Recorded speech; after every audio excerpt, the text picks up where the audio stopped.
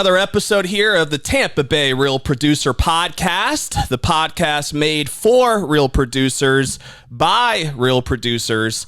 And we have none other than another real producer here today. We are hanging out here on the studios, the Real Max Studios on the corner of West Shore and Kennedy, the beautiful urban center. Melanie Atkinson is in the house. How you doing, Don. Melanie? I'm good. How are you? I'm glad you could be here today. Yeah. Thank you. I know you're a busy lady, and it was cool that you could make some time to join us this afternoon. So Melanie was recently featured in an episode, actually, or this is the episode, but in an issue of Tampa Bay Real Producers. And this is actually the article right here. I happen to have it on me. Look at this beautiful here spread of Melanie rocking the red. That is a classy look, of course. Melanie is with Smith & Associates, by the way, for those of you who might not know. And we're going to dive into her story now. So, Melanie, let's start with a little bit on the background. Okay. So, did you grow up around here? How did you get your way to Tampa Bay? Let's start there. Yeah, so I actually grew up on the west coast of Florida in Fort Myers. Cool. Moved there when I was 3 years old. And Dad owned an appliance and air conditioning company, Dad and Mom. So I grew up around construction and houses and mechanical things and stuff like that. Made it to Tampa in December of 99, and I've been here ever since. There you go. Did you get licensed right away, or how did that journey work? Was not licensed right away. If we want to get into full background, I have a psychology degree from the University of Florida, which I highly recommend any real estate agent getting. That makes so much sense. I use it every day. And then I have a master's degree in human resource management and industrial relations from the University of Illinois. So very cool.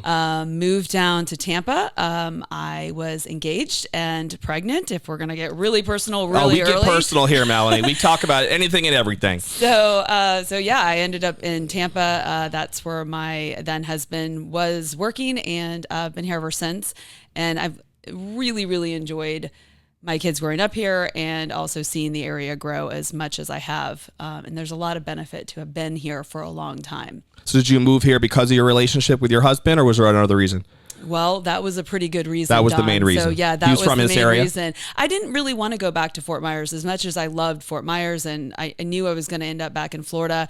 But I wanted a city. So Sure. Tampa was really, it's the biggest city on the West Coast. And, frankly, the West is the best. There you go. So I was always coming West back side? here. West Side. Yeah, so I've been here since 99. Very cool. And so I love your point about that whole, psychology side of being a top producing agent. I mean, let's be real. It's a people business, of course, but being able to handle any and all types of personalities and challenges that arise when you're out there in the market. I'm assuming that degree has played a role in how you've been able to build your business over the years. It is. It helps with relationships, because if you understand the fact that moving is such a huge life stressor, and whenever you're in psychology, you have charts of things that are the biggest stressors that you're ever going to deal with in your life. Moving, especially if you're moving from out of state, is a really high up one. That on the top of the fact that moving tends to also go along with having kids or getting divorced or changing jobs. So all those things combine to be really stressful for people. So if you have the background and the knowledge of understanding why people kind of get a little crazy sometimes during this process, it helps you keep your sanity, and it really helps you when you're trying to help them through the process. No doubt. So you recommend every up and coming agent get a degree as a psychologist? Absolutely. Yeah. All of you guys get degrees in psychology, or at least read some books. That makes sense. No doubt. You got a good book you can recommend, something to help the people? I don't remember any of the books. There you go. All right. No, Sigmund sorry. Freud, one of those guys. He can help you out. Maybe don't go quoting Freud when you're on your real estate appointments. Yeah.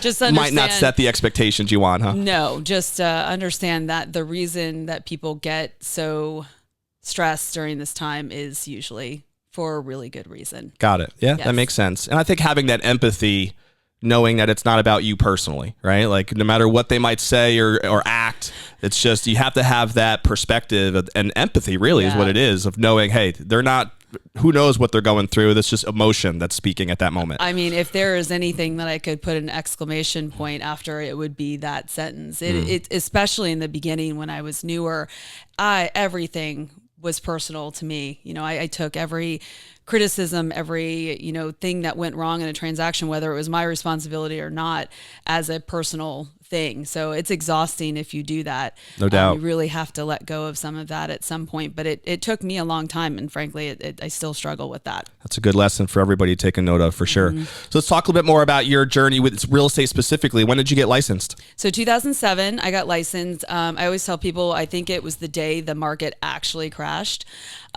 which was fine. Perfect timing. Perfect timing. I had gotten into real estate from a neighbor of mine. I was in the West Chase area. I had my son, he had special needs when he was a baby, so I couldn't go to work. I desperately wanted to work. It was, it wasn't really my goal to be at home with my kids, but I was really grateful that I was able to do that with my oldest because he needed that. And then I ended up having a second one because I was like, well, I'm here, I might as well do that. And then I realized that a friend of mine needed help with contract coordinating because 05, 06, if you guys weren't here during that time, it was a crazy time in real estate. Yep. So I learned the back end stuff from her. She was a wonderful teacher. Her name is Lee Ekovich. If any of you guys ever used her at some point. Shout out to Lee Ekovich. Shout out to Lee. She's not really here anymore, but okay. But yeah, so she taught me Her that. soul can still feel it though. Yeah, I'm sure she can. She taught me that. And one of the things that she taught me above and beyond all of the real estate things was she just taught me to be very generous with sharing knowledge. She taught me everything. She didn't hold anything back. And I like Lee. She wasn't worried about me being a threat to her or her business. She just wanted me to know how to do it right. And she was very smart. So I'm very grateful for her and always will be for that. So then I was like, well, I can do this. I'll get my license. So I did that in 07. I had a 7-year-old, a 5-year-old, and a 1-year-old. You were a little busy.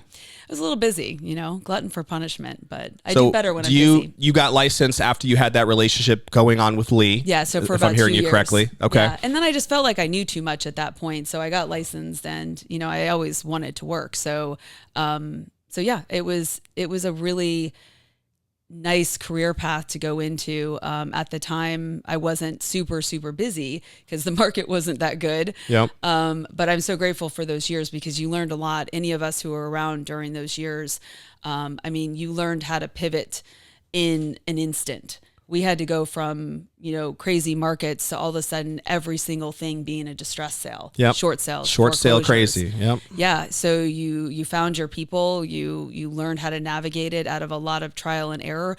And it really equalized everybody at that time because you had agents who had been in it forever and then new agents. But at that point, everyone was the same and we were all just trying to learn the game. Yep. This new game that we were being played. And we saw something similar happen in the last couple of years with, the market being crazy again, not in a distress sale, sort of way, but all of a sudden we were playing a different game. Yep. So everyone has to learn. So were you always focused in the South Tampa market for you? You were all over? Most of my work is not in South Tampa, as much as I would love for that to happen because the price up here. We're working on it.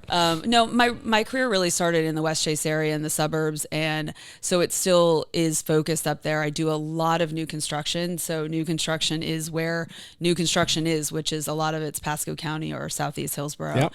Yep. South Tampa. Yeah, I would sell houses all day long down here, but gotcha. And you live in South Tampa now, if I remember. Okay. Yeah. Yeah, I'm up in Land O'Lakes, so I'm up in that new construction area that you're speaking of as we speak. Yep. Nails in your tires all the time.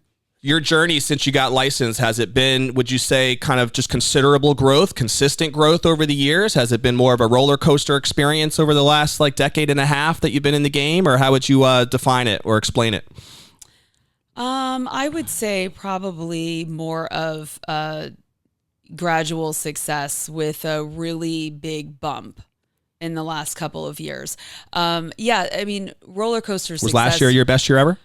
Last year was my best year ever. The last couple of years have been significantly better. 37 million, 37 transactions. Good numbers. Yeah, those were good numbers. And then the year before was really good too. I would say it was steady growth. Obviously the beginning was really slow because of the market. But I still had regular transactions during those years too. It takes a while to establish. Anyone who's expecting, this immediate success, or if you experience that immediate success and don't expect there to be any sort of retraction from that, you're going to set yourself up for disappointment. For sure. So yeah, I would say mine was more gradual with a couple of bad years in there. I mean, your personal life really gets in the way sometimes. That makes sense. So yeah. So now that you've been in the game for a little while, like I said, about a decade and a half or so, to you, why is real estate such a rewarding, profession? Why is this something that is a passion for you? What do you love the most about it? Well, or if you hate it, you can say that too. It depends on the day, Don. So, I mean, from a personal perspective, I like real estate as a job because I get to be out of my house most of the time. I'm not in an office. It is constant problem solving. Yep. Constant problem solving, and I thrive on that. So so just the job itself, and you get to be in houses, which a lot of times I feel like I like houses more than people. But you also get to work with people, and I do like people, and I like all the different personalities, and getting to be social and get to know them. I know the answer to that question should be, I love helping people find homes, which I do. No, that's not the answer. You want to keep it real here. Okay. But no, I mean, if we're keeping it real estate is one of those very different professions where there is no cap in what you can make. So if you are a successful agent and you are helping families and you're successful at it, then you're making a lot of money. There's not a lot of jobs that I can think of where, you don't have a cap to what you can earn. So if we're being real, that's a part of it. You also can create your own hours. So when my kids were younger, I didn't miss one thing that they ever did. Mm-hmm. And I still was working full time because you can work at night. You can, have an appointment. Now, don't tell any of my clients that sometimes I have an appointment that's not actually an appointment, but you can make personal appointments and not miss anything. So, for that reason, I think real estate it was a gift of a career for me. It kind of, mixed in all of the things that I like to do, as well as giving me the freedom to not be a terrible mother, because it does take you away from your obligations at home a lot. For sure. I mean, the more people you help, the more money that you can make, right. Without a doubt. And we all have a limited amount of time that we can put into things. So trying to find that balance between, you have 3 kids, is that correct? I have 3 boys. 3 boys. They're going to, 2 of them are in college now, I think. 2 are at UF. They followed me. And then 1 is a junior studying in high school. Psychology? No. I think I have saved up some money for their therapy that they're going to need later, being raised by me. But no, they are much smarter than me. 1 is going to grad school for business analytics, and the other one is an economics major. So something tells me you did something right, Melanie. I don't know. I was just winging it. I think you did okay. I think that was the joy of being a young parent, is I didn't really know what I was doing. You figured it out well. Sometimes that's all you can ever ask for, right? Exactly. So one of the things that Melanie's really known for in our market is her YouTube channel. She's done a great job in creating an online brand. As we know in the real estate world, it's always a good thing to have a brand and figure out what you want to be known for out there. So let's talk a little bit about when you started the YouTube channel, why you started the YouTube channel, and what you've learned since getting that rolling now over the time that you've had it. Yeah, well, I have to give all the credit to starting the YouTube channel to the former client of mine, Jen Moore, and she was moving back to the area. She was a former television producer. I'd worked with her here in St. Pete during the downturn, and she was coming back from Atlanta. She had worked at CNN, and she was like, hey, I have these channels. I think you'd be great on your own. Do you want to do one? And I was like, sure, why not? I mean, I didn't really know anything about it. Wasn't a YouTube watcher myself. Right. So it was a weird platform to kind of just jump into. But I didn't have anything to lose. At the time I was rebranding myself. I had left the team that I was on for a long time. So I really wanted to create my own identity. And we created, the name Melanie Loves Tampa Bay, I think in 20 seconds. And then, you're stuck with it. Like when that was created for the YouTube channel? It was, yeah. And it was meant to kind of evoke what we wanted for the channel, which wasn't necessarily a real estate channel. I didn't want to have just home tours all the time. I thought that was really boring. Mm-hmm. I wanted to make sure that we were talking about houses and Tampa itself, and, what life is like here. pros and cons to living in Florida. And that was in mid 2018. Okay. So, I talked to a wall for months and months and months and months. And again, just really didn't have a reason to stop. She was very reasonable as far as cost. So I just kept doing it. And then, and I'll never forget it, it was my middle son's birthday in the middle of April of 2019. My video that was living in Florida, like what it's really like. I think the script took me an hour to write, started hitting. And I started getting, all of these views, and it went from, you're struggling to get 100 subscribers to all of a sudden it went from maybe 150 to 1,000 in the span of 2 days. And I reached what some people would call as the tipping point. I was floored. Yes. So once YouTube starts suggesting your video, all of a sudden it becomes a whole different animal. Yeah. So that was really the start of the success of the channel. And then from there, it exponentially grew from there. YouTube is very, very fickle. The algorithms are very difficult sometimes. Like right now, the channel is down a lot. It went from being huge in COVID times. And that's the other thing is we obviously had no idea COVID was going to happen. And then when it did, and you're a real estate agent with all of these resources on what it's like to live in Tampa, and everyone from the country seems to be moving to Tampa, it became overwhelming, the amount of people that would reach out and everything, which was wonderful. Yeah. But it required, a lot of reworking and getting a team and getting an assistant and all of that stuff. So and you required all of the work that you put in prior to that YouTube channel popping. Like, think about all the time that you put into speaking to a wall, as you put it. That actually added up to mean something, right? Of course, over time. And a lot of people, I think, even if they dabble with something like that, they just give up on it if they don't see immediate success, right? A lot of people are kind of in this mindset, like popcorn success is what they believe they should have. And if it's not immediate, they're out. And I think it's a testament to why it has worked for you, is that consistency that you put into it over time. I think that's played a role. Yeah, I think the consistency is key. YouTube, again, is a difficult platform. It requires a lot of skill that people either don't have or they can't pay for. So it's not the one that I typically recommend to people if they're asking me for advice, because it is really difficult. Again, I was so naive about all of it that I didn't really understand. The other social media platforms are so much easier.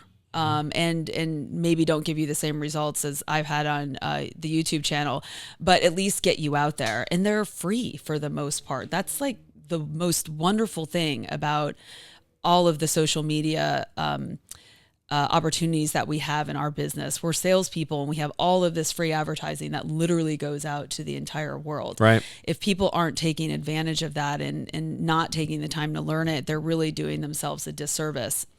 And, I run into a lot of people who are just like, oh, I hate social media. And it's, they always reference, oh, I don't want to see what someone's eating for lunch. And it's like, it's not that anymore. Might as well be saying I hate people, because people are on social media. Exactly. I mean, I've learned so much from other agents, from, our partners in this business, from watching their social media channels, whether it's Facebook or Instagram. TikTok is the one I haven't really embraced quite yet, although I do like watching it. Yes. I know. Yeah. It is kind of interesting. It's fun. You into those 15 to 30 second dance maneuvers and all that kind of stuff? Yeah. See, I will not do that. I don't think anyone wants to see that, but maybe one day. With you, Don. I'll do it with you. I'm down. You want to learn a dance? I need all the help I can get, so I'm sure I can learn a few things from you, no doubt.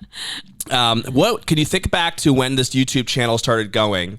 And, I think it's interesting, in Tampa Bay, I've had the pleasure of interviewing a lot of top producers over the last few years, and you really don't see many, if any, successfully do what you've done, right, in that YouTube space. What are some of the challenges that you remember having as you were building the channel? And it doesn't have to just be specific to the channel, but any particular challenges that you feel like you came across. I feel like a lot of people now associate you with that channel, and your brand is now associated with that channel. So maybe it makes sense to have it be relative to that. But can you think to any of those moments and look back at it now and be like, I'm a better agent today because of the challenges that I had to overcome and what I learned from that? Anything come to mind? Well, I was following you until that very last part of the question. So as Sorry, far as I confused you, didn't I? yeah, it's like I feel like those are two different questions, but I'll address the first part. With the YouTube channel in general, they're from an agent perspective. I had the benefit of having a producer behind me the Right. entire time, and the quality that she's able to produce and the feedback and the posting of the videos and the knowledge that comes from knowing the back end of YouTube was key in that. And that is a lot of what agents don't understand. They're real estate agents. They're not YouTube producers. Yep. So those are two different things. And you can think you know YouTube and you don't really know YouTube. So a lot of the success I have to give to Jen. It was, it's me there. I write all the scripts. Most of the ideas are things that I want to talk about, but she's the one creating the quality in film and audio, and then doing the production of it and the editing, which is extensive. So that's really what makes YouTube a difficult platform. And the reason why a lot of agents don't take the time to do it is because it is extremely time consuming. Gotcha. So even what she gets paid to do it, I can't imagine putting in that time to do my own editing. Now, there's a lot of third-party companies that will edit, and a lot of companies now that do editing. But again, if you're looking to do social media as a real estate agent, YouTube is a tough one. And that's why I'm guessing there aren't a lot of people who do it, because you're just throwing so much time and effort. And then once you get busy, you don't have the same time and effort to do it. Right. So we were talking about before you came on, one of my favorite books is Who Not How, written by Dr. Benjamin Hardy. And it's funny you bring up the importance of that, relationship that you had with your producer, because that's really the premise of that book too, is like when you have something you want to do, maybe it's a YouTube channel or some task that you think is going to be beneficial for your business. The first question you should be asking yourself is, who can I find? Who can I partner up with to help make this easier? Right. Rather than how do I do it? Which I think is the common go-to for a lot of people, is the first thing they ask is, how do I get it done? And the YouTube space, there's a lot of agents that are out there that are doing videos for clicks. And my number one rule with the channel was always to be professional and never do topics just for people to click on. Now, some of them are super clicked on. Some of them will tweak the title a little bit to make it a little bit more interesting for people, because we ultimately do want people to watch it. But there are a lot of agents, and I won't name any names, that are constantly putting videos out there with extreme titles so people will watch them. I always wanted professionalism above everything else on the channel. I write all of my scripts. I am not speaking just off the cuff, because I want to make sure the message. The opposite of what we do here, obviously. Well, yes, I haven't practiced any of this. So, and I do have some frequently asked questions episodes on there where I'm not script writing, but it was more important to me to be concise and to actually deliver information to people, as opposed to teasing information, which a lot of people think is a good strategy, and to be too wordy and have people sit there and watch and say, I just lost 12 minutes of my life and didn't really get anything out of that. Yep. I didn't want that. I would take quality and professionalism over views any day. The skill set you've developed now because of this channel, and I think it's fascinating to hear more of maybe your tips and thoughts on how you've made it work. I'm sure people would love that. Have you been able to take some of those same skill sets and help you with other social media platforms as well? Has that changed the way you view social media in general, or has it played any role at all? Yeah, of course. All the social media platforms kind of relate to each other. So you promote one on the other. So I use Instagram more than any of the other ones, as far as, whether YouTube, Facebook, Instagram. Instagram to me is fun. It allows me to get little messages to people as opposed to big messages. And I think one of the most interesting things about the channel is I didn't actually realize how many real estate agents were watching it and how many people in Tampa knew about the channel, because most of the time the only people I hear from are potential buyers or sellers that are watching it, a lot of times from other states. So I feel like I'm really big in Long Island, New York. So shout out to anybody from Long Island. So many of my clients come from Long Island. But I didn't realize that, other people were watching it that were real estate agents, Yeah. real estate professionals. But I think the exposure that I could give those videos on other platforms like Facebook and Instagram obviously get people to go to the YouTube channel and look at it. So yeah, they all work together. And have you found that with YouTube being, would you call that your like main platform, your bread and butter as far as where your energy and focus is? Absolutely not. Absolutely not. Nope. I film a couple episodes at a time, and then they get produced and then they get posted. So as far as energy on social media, I spend way more energy on doing Instagram posts, which might not be the best thing to do. Maybe I should do more YouTube videos, but I like the instant nature of the message that you can convey on the other platforms. So even whether it's Facebook, are people still doing Facebook? I believe so. Yeah, I think it's still out there and about. Yeah. Yes, there's an instant message there. Tampa Bay Real Producer Facebook page. Yes, yeah. It's great. Yeah, I saw it yesterday. It is still there.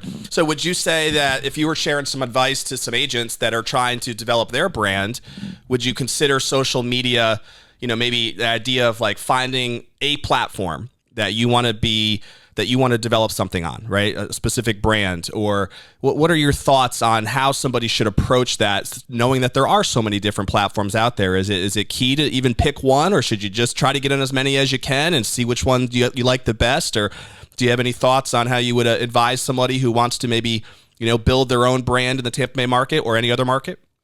Well, I think all of the platforms deliver something different. So Facebook is more of a platform that delivers kind of longer messages and educational things, whereas Instagram is more, pictures, kind of quick messages and, reels that are a minute long, YouTube being the longest platform. TikTok is actually one, that's 3 minutes long. So kind of in the middle there.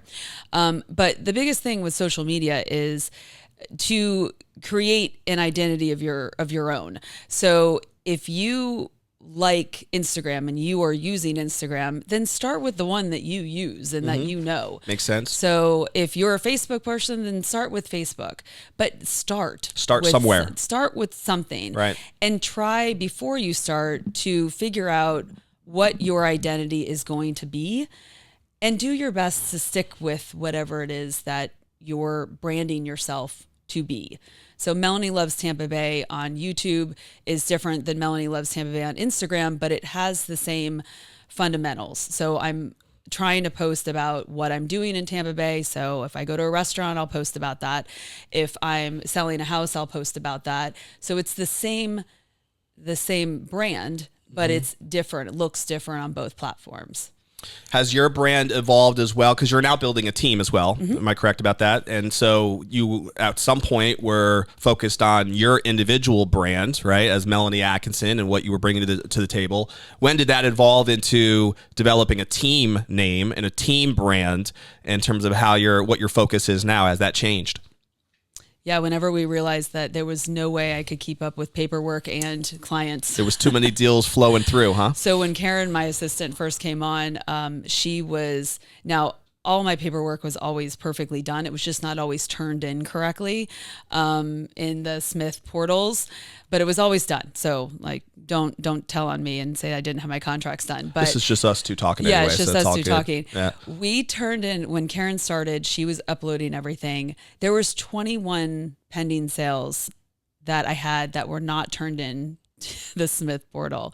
So to say that they were a little surprised. Good thing we brought on Karen. So Karen is my right arm, my left arm, both of my arms. And her husband, Nick, is just joined the team. And my requirement to Nick was, you can come on the team, but if you leave, you can't take Karen. That was the agreement. So sign it in blood. Yes, sign it in blood. I had been on a team before. So if we can talk about teams for a little bit, I think they're a wonderful way for newer agents to start. You get fed leads, you get to learn from your team leads, hopefully.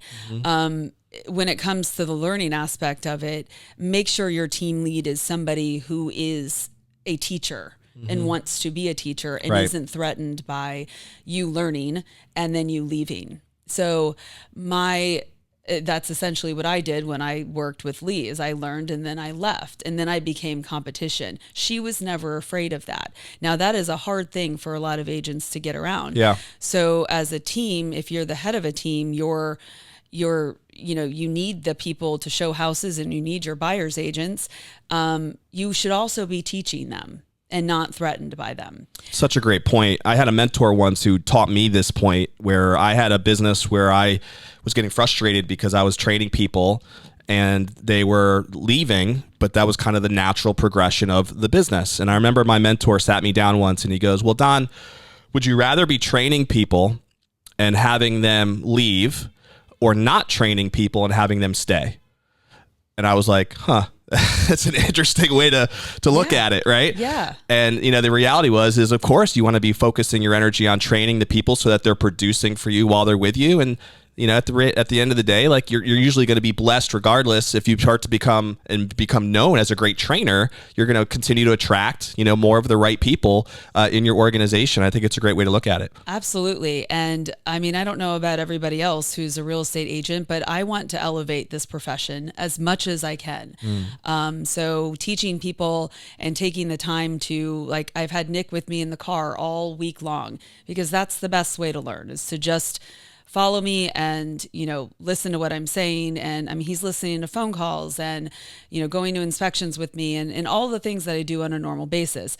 So teaching people that way and not just, trying to, here's a terrible lead, go run it down and everything else. I don't know. So anyway, back to teams. I was on a lovely team. They're still my friends, Nancy and Doug Wood. I was on their team for a long time. And we were much more of a partnership. It wasn't a team, like I wasn't really a buyer's agent for them. We got together in 2011 because frankly, the market was so terrible that you just needed people to communicate with. There was really few agents left at that time, believe it or not. Different than what we have today, huh? Yes. Now everyone, I always tell my clients, when you get into the state of Florida, they give you a real estate license when you drive past the border. So I found the team aspect to be wonderful. Socially, I had already had my own bank of business whenever I joined the team. So I wasn't joining it as a buyer's agent per se. But I do think there's a lot of benefits to newer agents joining teams. If you are out there on your own and you are trying to learn this business on your own without a mentor, there's so much to learn. But yeah, I mean, I think it's great. So when I started my team, I didn't want to have the responsibility of being anybody's boss. Mm-hmm. So I wanted to train them. I wanted them to be capable people to take leads that I couldn't work. But I didn't necessarily want to, I wasn't a broker. I wasn't their broker. I didn't want to be a boss. I didn't want to have to worry about that. So my teammates, Dale, is military. Karen is a military wife, and Nick, her husband, is military. And they're used to teams in the military. Yep. So Dale was actually the one that convinced me to do it. And it was mutually beneficial for all of us. I was just very resistant because I remember when I was on the team, the hardest part towards the end when I had more clients was that you were kind of invisible if you're not the team lead. Right. So my name wasn't on my own. You're not showing up on the MLS sometimes, depending on how they want to do it. Yep. Exactly. So, and that was tough once I had once I really had a lot of clients. And that's when I left, which is why it was a very smooth, departure and everything like that. But I didn't want them to ever feel like, I didn't want them to feel that way. So I made sure that they understood that this was the downside to it, and, that they could leave whenever they want, and that I would do everything I could to promote them individually. So we work much more as, friends and colleagues than we do as the team. Yeah, you bring up a great point. With any team, it's about creating proper expectations. Right. And it sounds like you were able to do that through these conversations with people. And once you kind of establish what you want your team to be known for, what you want your brand to be, then you tend to attract people that are aligned to that. Right. And that want to participate and learn from somebody like yourself, who obviously has done well, not only numbers wise, but has built a brand now that means something in Tampa Bay. And you can see why people would want to learn as much as they can from you. And then if they go out and start spinning off their own YouTube channels, I don't think you'll hate that, right? No, I wouldn't. I hope they have me as a guest star. There you go. There you go. That works. No, I want success for all of the people that work for it. So there's room for all of us out here. What are you most excited about moving forward this year? It's what is it? February? What is It's the the date end of of it? February. February of 2023. This is 2023, is it not? Yes. Okay. So, what is Melanie Atkinson fired up about this year? What are you building towards? Well, I mean, from a personal perspective, there's a whole bunch of work that's coming to fruition here in Tampa, especially on Water Street. We have a whole downtown that has been a concept and has been under construction for years and years and years. So we have this amazing downtown area that's kind of blowing up right now. So it's really fun to be here. Because I've been here for so long, it's just night and day how different this area is. So I'm really excited about all of the development that's going on.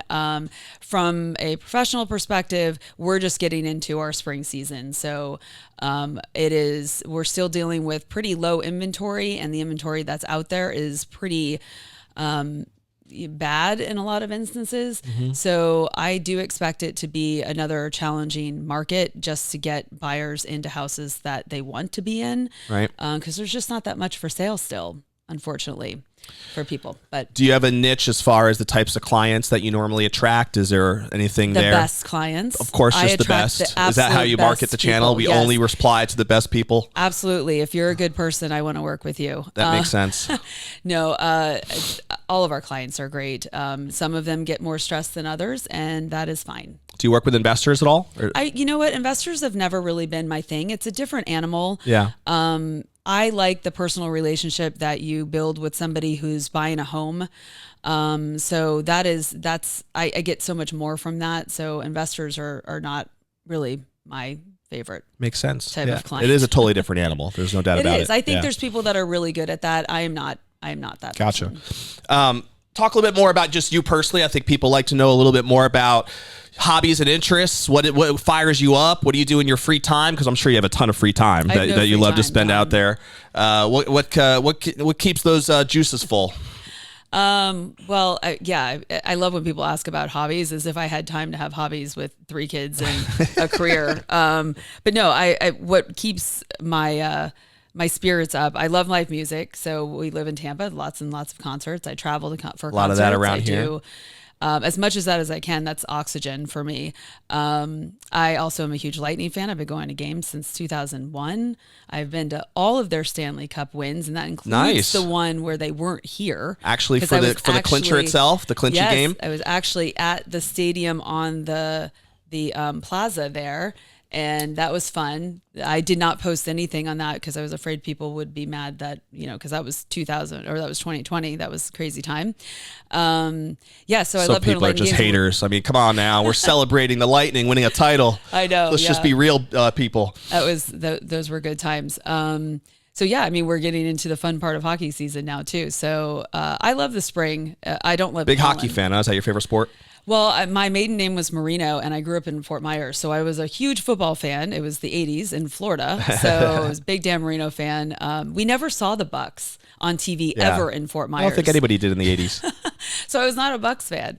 And then I went to my first hockey game in 2001, and it took 10 minutes of sitting in there. I was like, this is the sport for me. Right. It's inside. It's cool. The players are interesting. I can see them better. A lot of them are very cute. I love the pace of the game. That's why I love it too, of course. I know, right? Yes, yeah. no doubt. So I love the pace of the game. It fits my personality so much better. So it's very different than on TV too, isn't it? It's cool. When you go to a hockey game in person, it's a very different experience than when you're just watching it on TV. At least what I believe, what I've found. Yeah, and the Tampa Bay Lightning have such a great fan experience in general. So the pace of play is awesome. Every now and again, you'll get a nice fight that'll break out. I mean, come on now. I know I'm on the fence on fights. So when I first started going, fighting was normal. It happened all the time, and you just expected it. You had the enforcers on the team, and now fighting is, doesn't happen quite as much, and I worry so much more about them when they fight now. Whereas before, I was always like, "Yay, fight!" Now it's like, "Oh, don't hurt that person," because everyone that's that motherly instinct of you coming out. Problem, or more of a finesse player. So I don't want them to hurt their hands or get concussions. I feel like most guys feel the exact opposite. They're out there like, yes, throw the right, throw the left. I know. It's uppercut time. I know. So football's harder for me. I have a very short attention span. So going to games can be long and hot. Do you talk a lot about these things on your YouTube channel too, in terms of like just what's great about the Tampa Bay area, the teams, everything that has to offer? Is that a big like? Not really. No. I don't think I talk about sports all that much on the channel. I probably should. I get asked about it all the time. Mm-hmm. I reference the Lightning a lot in certain episodes, but no, I don't get asked a lot about that. But no, I mean, just moving forward in this year, I'm 46. I have, my kids are grown. I'm a single woman, so this is a really fun place. You're going to get a lot of people sending you DMs now. I got to tell you. You know what? It's almost insulting how little DMs I get, and I say that not wanting a whole Step bunch it up, of DMs. people. Come on now. I'm like, is there something wrong with my page where I don't? They're just intimidated. That's what it is. Don't get any DMs, like to an insulting degree. It's really bad. Well, I think they figure, top shot, hot shot agent, YouTube channel. There's an image that you're very successful. It's like they just don't feel like they stand a shot, Melanie. That's what it boils down to. I literally sit at home with my dog most nights. Yeah. There. Well, yeah. You heard it here, people. See, we get into the truth, the nitty gritty at the Real Producers Podcast. You got to listen to the whole thing to get. That's right. The real story. Don't want to be skipping through this. Let me tell you that right now. We're getting into the interesting stuff. We're gonna wrap up actually with a couple things. So rapid fire, just get a couple of your favorites, and then we always kind of end with a legacy question. Okay, so favorite book or seminar, author, somebody who you think's made an impact on you. Anything come to mind? Nope. Not one, huh? Nope, not one. You don't read? I read, but I don't read. I read for pleasure, not for learning. It could be a fiction book. Yeah, no. Nothing, huh? No. Okay, no worries. I'm sorry. Can we skip past that one? Yeah. I mean, why do you need to read when you're doing YouTube channels all the time? I like writing better than reading. Okay. Writing like yourself, you mean? Like journaling? No, not journaling. Oh. Writing YouTube scripts. That makes sense. That makes sense. Is it a thing where you can like publish those scripts? Or is it you would never want to do that? With me saying them. So they're published I mean, the content in video and they form. probably would be of some value, I would imagine. I guess that's Maybe a whole other so. conversation. Yeah. Especially the ones from a long time ago. Those are bad. Okay. Yeah. That makes sense too. Okay, I failed that question. How about favorite movie? No? I love movies. My youngest son loves movies. I always have to watch all the Oscar contenders every year, and some of them are really, really bad.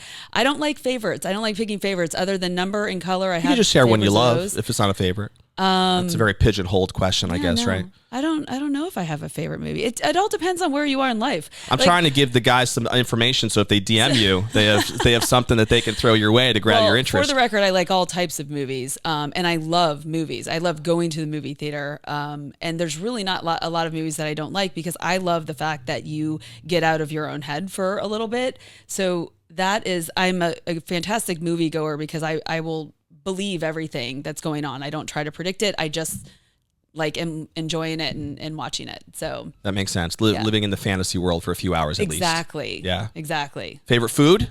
Or restaurant? French fries. French fries. French fries. I am a French fry. I love that. Cheap date. McDonald's it is. McDonald's French fries That are works. some of the best. And a Diet Coke. All right. It's a dream come true. So here's your legacy question. Okay. All right. So, we all have this journey that we're on that we call life. When you think back to how you want to be known when the time comes, whether when you're done with business or maybe you'll never retire, does it matter to you? And if it does, what would you want your legacy to be, Melanie, in terms of what people would remember about you, your brand, and your impact in the Tampa Bay community? It's a great question, and I actually had thought about it because you asked me to think about it, and that was probably the hardest one for me to answer. The generic answer would be I just want to be remembered as being a good person, but I think as my career goes on and as I understand how much teaching people about the Tampa Bay area helps and teaching other agents how to do this job, I want to be remembered as somebody who shared what they know. That was a fun person to be around. I think I make the experience of working with me, both professionally, or if you work with me on my team, a lot more fun than a lot of people do. I don't take myself very seriously. But I've had fun interview today, so that works. Well, good.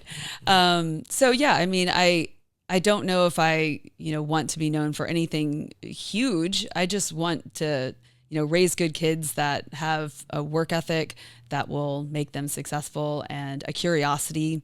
That was something that I was always taught, was to be very curious and to always ask questions.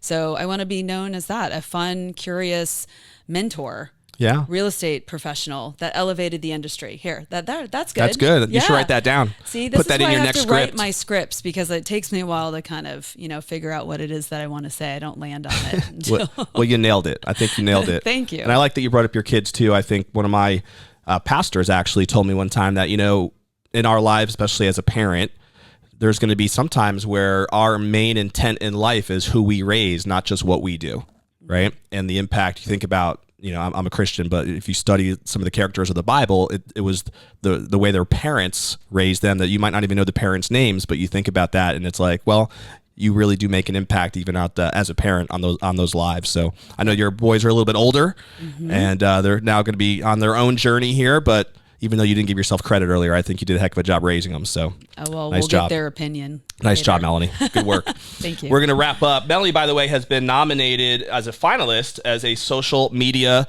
superstar next Thursday at the awards banquet. So check her out. TBRPawardsvoting.com is where you can vote, by the way, for Melanie over the next week. And we'll be giving away one winner. Hopefully we'll see you there with a couple of your team members. Should be a fun event. That's at the Vault in downtown Tampa. But I want to thank you again for being here today. Again, the Tampa Bay Real Producer Podcast is for real producers, made by real producers, and looking forward to being able to have our next episode coming at you here shortly. Stay classy, Tampa Bay. We will catch you on the next episode. Later.